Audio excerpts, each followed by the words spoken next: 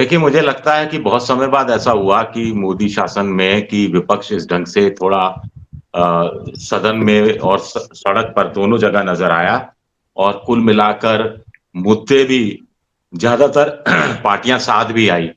जैसे पहली बार हुआ लंबे समय बाद या पहली बार ही हुआ कि जब टीएमसी और अरविंद केजरीवाल की पार्टी भी एक मंच पर विपक्ष के साथ नजर आई, जो आमतौर पर नजर नहीं आते थे। केसीआर का रुख में भी नरमी आई और ये मुद्दा भी कुछ बड़ा था कि अडानी का इश्यू था। अडानी के इश्यू से बजट सत्र क्या की शुरुआत होती है, एक तरह से हम कह सकते हैं, जो और उसके बाद राहुल गांधी का इश्यू आ जाता है। फिर राहुल गांधी का इश्यू लगातार छाया रहता है और विपक्ष भी राहुल गांधी के मसले पर कांग्रेस का साथ देता है। तो ये बड़े लंबे समय बाद हुआ और इसमें भी दिलचस्प बात ये हुई कि विपक्ष पर आरोप लगता रहा है कि वो सदन की कार्रवाई रोकता रहा है।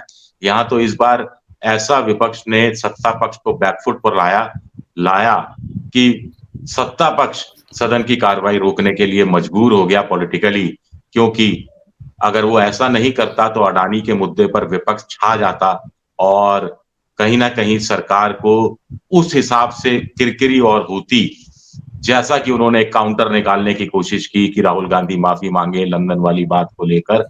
तो ये वाली रस्साकशी सी ये देखने में मोटे तौर पर इस बार आई है। देखिए, अभी गुलाम नबी आजाद ने कहा था कि उनको नहीं लगता कि विपक्ष 2024 के चुनाव से पहले एक हो सकेगा। तो मुझे लगता है कि दिसंबर 2023 से पहले तो विपक्ष एक नहीं हो सकेगा, जब तक कि 4 राज्यों के विधानसभा चुनाव नहीं निपट जाएंगे और विधानसभा चुनाव के नतीजे बहुत कुछ डिपेंड करेंगे कि क्या ताना-बाना बुना जाता है।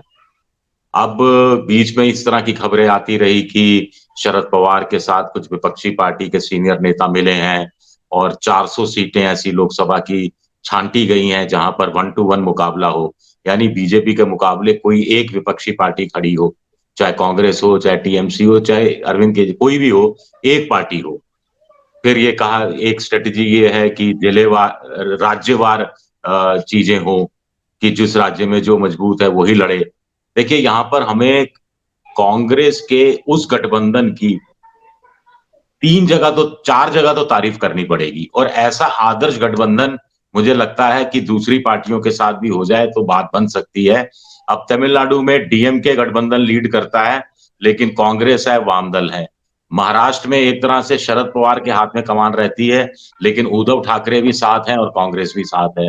झारखंड में ये हेमंत सोरेन, झारखंड मुक्ति मोर्चा के हाथ में कमान है, लेकिन लालू भी साथ हैं, कांग्रेस भी साथ हैं, अब तो नीतीश भी एक तरह से साथ हैं। यही बगल का बिहार है, जहां पर एक मजबूत गठबंधन है।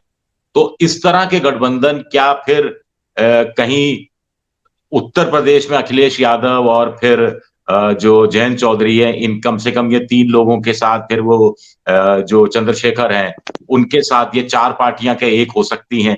इस पर कोई विचार हो सकता है।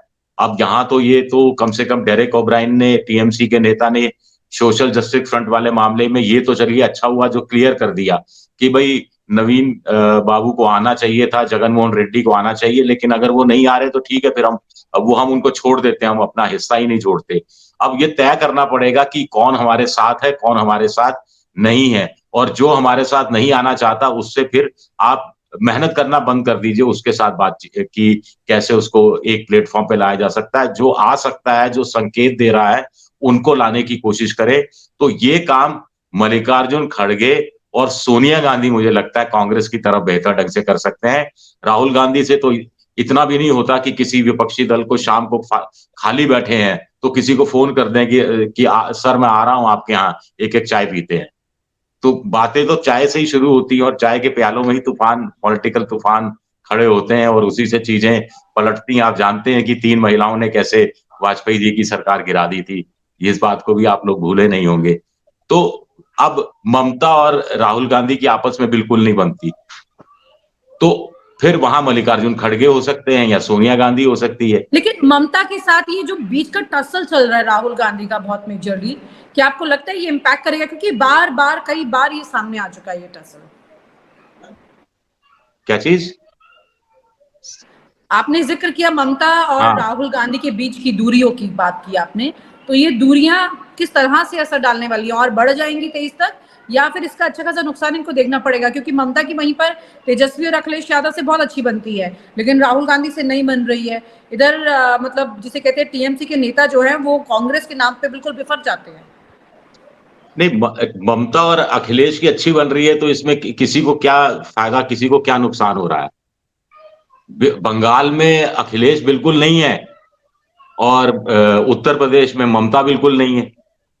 हाँ, लेकिन तेलंगाना के राहुल गांधी की केसीआर के अखिलेश साथ। यादव से भी उतनी नहीं बन रही ना।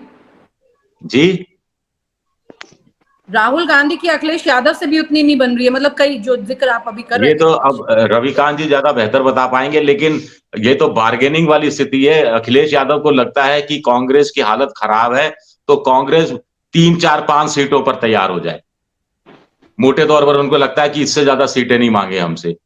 और कांग्रेस को लगता है कि, मुझे लगता है कांग्रेस शायद 12, 13, 14 पे शायद हो सकता है तैयार हो जाए, 15 तक पे हो सकता है तैयार हो जाए, या 13, 14 पे ही तैयार हो जाए, तो हो सकता है। तो ये तो बार्गेनिंग वाली स्थिति है और अपने अपना पक्ष मजबूत करने की अभी कोशिश हो रही है। लेकिन फिर मुझे लगता है कि सब कुछ ये विधानसभा चुनाव पर डिपेंडेंट है। और अगर इन विधानसभा चुनाव में, मुझे लगता है कि कांग्रेस को अगर विपक्ष की धुरी बनना है या अपनी बार्गेनिंग पावर बढ़ानी है, तो ये जो 4, अगर कर्नाटक को जोड़ दिया जाए तो 5 राज्य हो गए। तो 5 में से तेलंगाना आप निकाल दीजिए, वो केसीआर के पास चला जाए, ऐसी कांग्रेस को कोशिश करनी चाहिए, क्योंकि कांग्रेस के पास तो आने वाला नहीं है बिल्कुल भी।